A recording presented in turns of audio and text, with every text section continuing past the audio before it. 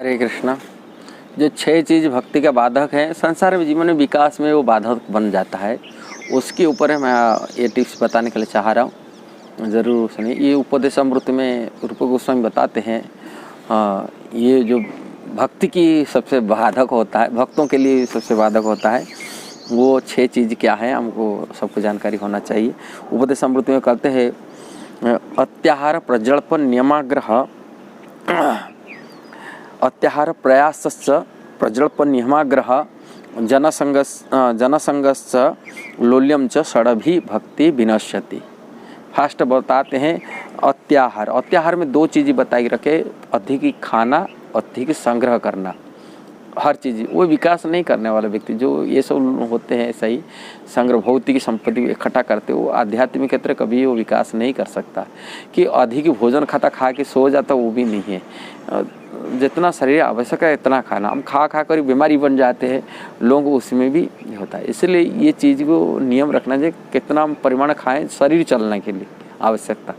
इसलिए भगवान भगवत गीता में बताते जो योगी बनना कि भक्त बनना है, उनको कम नहीं खाना कि ज़्यादा भी नहीं खाना चाहिए, ऐसी अवस्था रखना चाहिए।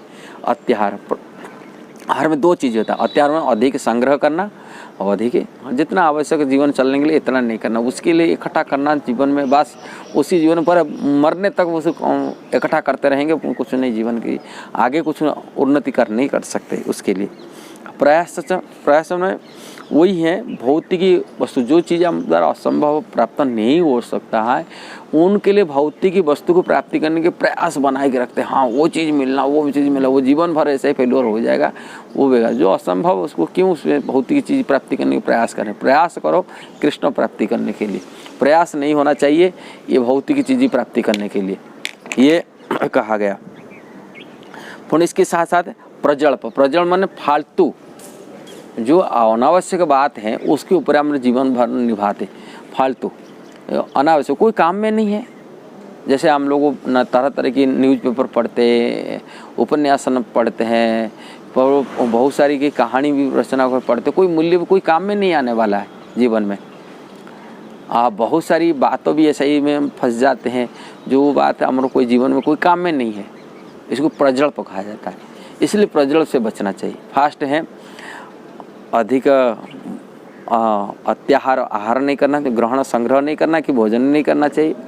नेक्स्ट है संग्रह अनावश्यकता आवश्यक जो वस्तु प्रयास, इसके लिए प्रयास नहीं करना, जो प्राप्ति नहीं हो सकता उसके लिए प्रयासरत नहीं रहना चाहिए।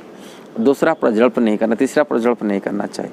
चौथा मतलब नियमाग्रह, नियम को आग्रह माने नियम को ज़्यादा पकड़ के रखना जीवन में। हाँ ये नियम कर्म, जैसे कर्म करने वाले नियम को खूब पकड़ते, नियम को पकड़ना। और नियमाग्रह आग्रह अग्रह, प्रभुपाद जी 2 टाइम बोले। आग्रह माने त्याग कर देना, नियम को आग्रह माने त्याग कर देना, आग्रह माने पकड़ के रखना। नियमाग्रह के शब्द में 2 शब्द अर्थ बताए। नियम को ज़्यादा नियम कानून पालन करने वाला, नियम को पकड़ने वाला व्यक्ति में भक्ति नहीं कर सकता है और जीवन में विकास है। नियम को पकड़ने वाला आज नियम को पूरा ढीला छोड़ देता, कुछ नियम को पालन नहीं करता, वो भी जीवन में विकास नहीं कर सकता। कारण नियम को ज़्यादा पकड़ने वाला व्यक्ति भी वो भी भक्ति की बाधक बन जाता है, विकास नहीं कर सकता। और नियम को छोड़ देने वाला व्यक्ति मध्य भी नियम की बाधक है। जो नियम को छोड़ देता, कोई नियम को पालन नहीं करता, कुछ भी मिल जाता कुछ भी खा लेता है। जैसे एकादशी कुछ मिले, एकादशी व्रत रखेगा नहीं, कि भगवान के जन्मतिथि का व्रत नहीं रखेगा, 4 नियम को तोड़ेगा, जो भी मिल गया खा ले, हाँ बस ये सब नियम को तोड़ने वाला व्यक्ति मध्य, इसको नियम को तोड़ने वाला और नियम को ज़्यादा पकड़ने वाला, नियमाग्रह आग्रह ये शब्द की व्याख्या, ये मध्य भी भक्ति बाधक है। चौथा नंबर। 5वां नंबर है जनसंग। जनसंग क्या है? जनसंग जो कहा जाता है माने जो भौतिकवादी है, इंद्रिय तत्व में लगा हुआ व्यक्ति है, उनकी संगति करना। उनकी संगति करेगा तो वो विकास नहीं कर सकता। इसलिए जनसंग मतलब जो भौतिक इंद्रिय तत्व में लगा है, जो कुसंग है उसको असत्संग कहा जाता है। जो बुरी विचार रखने वाले हैं, बुरी चीज़ में फंसने वाला है, उनकी संगति करेगा तो जीवन में कभी विकास नहीं कर सकते। भौतिक विकास हो आध्यात्मिक विकास हो, दोनों विकास से रहित होंगे। इसलिए अच्छे संगति करने के लिए चाहते हैं, सत्संग करना चाहिए। इसके अंदर गलत संगति नहीं करना चाहिए। जो उल्टे सीधे खाते, उल्टे सीधे पीते, उनकी आचार व्यवहार, उनकी जीवन शैली गलत है, हमेशा इसमें से बचना चाहिए। गलत संगत से, असत संगत से त्याग, संग त्याग, गंदे लोगों की संगति से रहित होना चाहिए। 6वां नंबर है लालची नहीं होना चाहिए। लोभी व्यक्ति मध्य भी विकास नहीं कर पाता आध्यात्मिक क्षेत्र। वास्तविक लोभी व्यक्ति पूर्ण से जीवन से, इसलिए लालची नहीं होना चाहिए। जीवन में लालचपन रहने से वो हर जगह कोई लोग उनको ये नहीं करते, सम्मान नहीं करते, इसलिए ये लोभ ही उनको मृत्यु का कारण बनता है, नरक का कारण बनता है। भगवान कहते हैं काम क्रोध लोभ तीनों नरक की द्वार बनता है। इसलिए लालची नहीं होना चाहिए जीवन में। हम जितना दे सकते ये जीवन होना चाहिए, हम दे। हमेशा अभाव महसूस करना, मैं कुछ नहीं दे पाया जीवन में किसको, ये विचार होना चाहिए।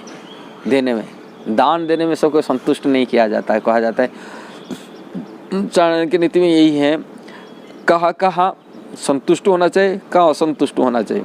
असंतुष्ट होना चाहिए, दान देने में असंतुष्ट हमेशा रहना चाहिए। कितना दो बोले मेरा जीवन में कुछ दे ही नहीं पाए, ऐसे मन विचार रहना चाहिए। लालची नहीं होना, लोभी नहीं होना चाहिए, असंतुष्ट नहीं। ज्ञान ग्रहण करने में, माला हरिनाम जप करने में, भगवान भक्ति में कभी संतुष्ट नहीं होना चाहिए। ऐसे दान देने में कोई संतुष्ट नहीं रहे, इसे लालचीपन रहना नहीं। लालच ही व्यक्ति का जीवन को बर्बाद कर लेता है। लोभ के कारण से, आपस में लोभ के कारण से भाई भाई में तो झगड़ा हो जाता है, माँ बाप अंदर भी झगड़ा हो जाता है आपस में, लालची कारण से। ये उदार भावना होना चाहिए, इसलिए ये चीज़ें रहना चाहिए। 6 चीज़ में हम दूर रहेंगे तो हमें जीवन की सफलता प्राप्ति कर सकते हैं। अत्याहार, प्रयास माने अत्यधिक भौतिक इच्छा के लिए, भौतिक वस्तु प्राप्ति के लिए प्रयास, अनावश्यक चीज प्रयास। हाँ, अत्याहार, प्रयास, प्रजल्प, नियमाग्रह और बुरी संगति, बुरा संगति, हाँ जनसंग है, और लालच, लौल्यम, ये भक्ति का बाधक है। भक्ति का बाधक ये चीज़ आपको यदि अच्छा लगा जरूर शेयर सब्सक्राइब करना और कमेंट भी देना है और बताना। हरे कृष्णा, जय श्री प्रभुपाद।